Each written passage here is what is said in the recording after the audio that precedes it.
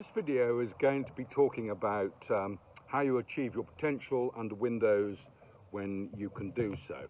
And the first thing I wanted to talk about is how you choose a guide, because we all need guides. If you think about it, every sportsman has a manager or a coach or someone like that who's pushing them on to their potential. Companies have non-executive directors who check that the directors are on track. And musicians, actors, all sorts of people have agents and people who are mentors and guides to them, helping them to realize their potential. So everyone should have a guide, and it's a question of finding the person who is your guide. Now, your instinct will tell you when you've met a person who is your guide, but part of you will try to run away, because guides are challenging people.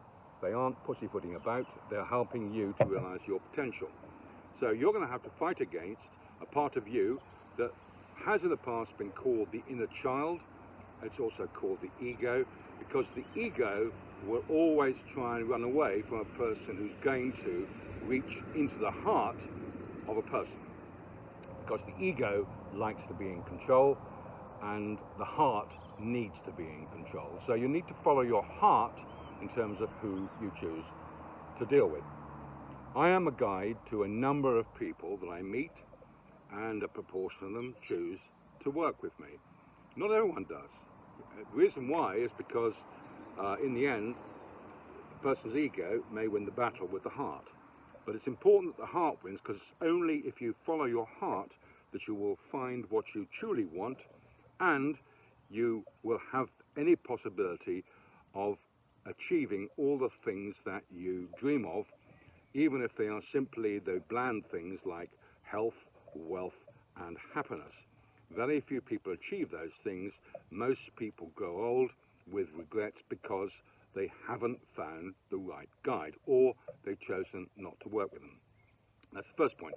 Second point is that whenever you work with a guide, it is a partnership between you and the guide. And the only way that you will ever achieve your potential is if the price is right between you. There was a program on TV called The Price is Right, which for several years had that message in front of people's faces. But today, people have forgotten that there is a right price for everything. It is something that you can arrive at together. It's intuitive, it comes from your heart, and it is non-negotiable. That's the second point. The third point I want to make is that if you don't find and work with the right guide at the right time, your life will remain stalled. You won't achieve your biggest dreams, you won't live in the house you want to, you won't go on the holidays you want to, and you won't find the people that you truly are meant to love. That's another point. So, in the end, if you want to achieve your potential and find the things that you yearn for and know in your heart you are meant to have, then you must find the right guide, and you must agree the right price for working with him or her. Now, the next point is that there are several windows in life when you could say that the universe, fate, or God will open up and show you what you are capable of. These are rather like the calling of a priest, at the time when a person who wants to be a priest feels drawn to become one. We all have callings like that. It may be that it's a calling to be a musician, it may be that it's a calling to be a guide, it may be it's a calling to do something completely different to what you're doing. But these windows open up there are probably 4 or 5 times in your lifetime when the windows will open up, and if you choose to walk towards them, a path will open towards what's possible for you. Should you miss a moment, you will get another moment, but it may be several years later. And the path that you'll be going on to will be a more challenging and higher risk path. So the earlier you choose to walk towards your potential and seize the moment with the right person for the right price, the earlier and easier will be your path. So, What is the effect of actually finding your path and choosing to follow it? Well, it's very significant. It affects the length of your life, your health, the health of your family, your children, whether you have accidents or not, whether you have good or bad fortune. All these things are related to whether you choose to find the path that you are meant to follow and seize one of the moments to become that person.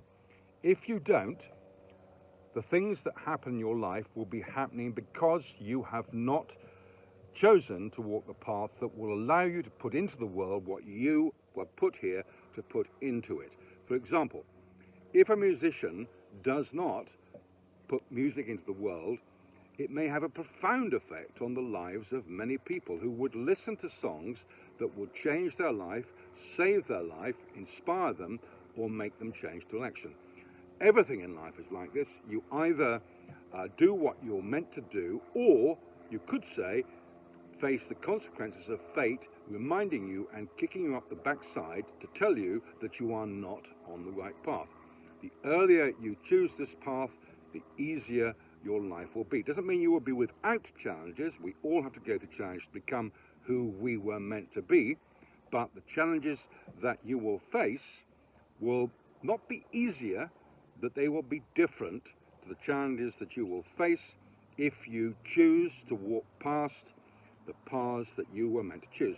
If you take Winston Churchill, just as an example, prior to the Second World War, he was largely in the wilderness. No one would listen to him.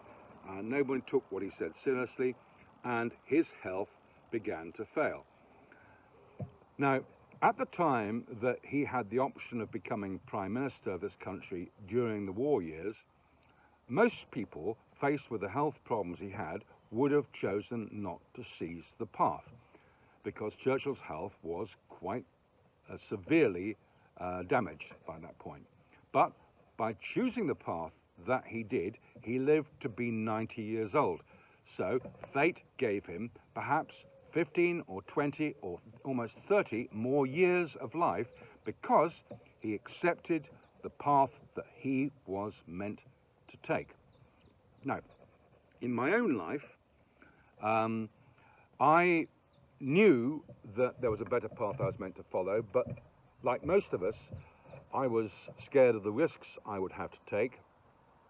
That's normal, but I lost my wife in 2000, and I believe that happened because it kicked me up the backside to find the path to my dreams. I would prefer that I hadn't potentially contributed in a way that I was unaware of to the premature death of my wife. But in the end, that's the sort of thing that can happen if you are not on the path that you are meant to be on. So, one more thing I want to say, which is that I have had two clients who at exactly the right time chose me as a guide. They chose to pay the money that I had agreed with them and that we both agreed.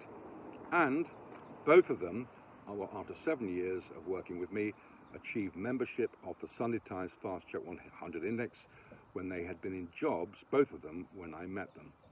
So that gives you an idea of how profound and how much difference it can make to choose a moment when fate is opening up and showing you what is possible. Thanks very much indeed for watching, and I hope this will help. Cheers for now. Bye.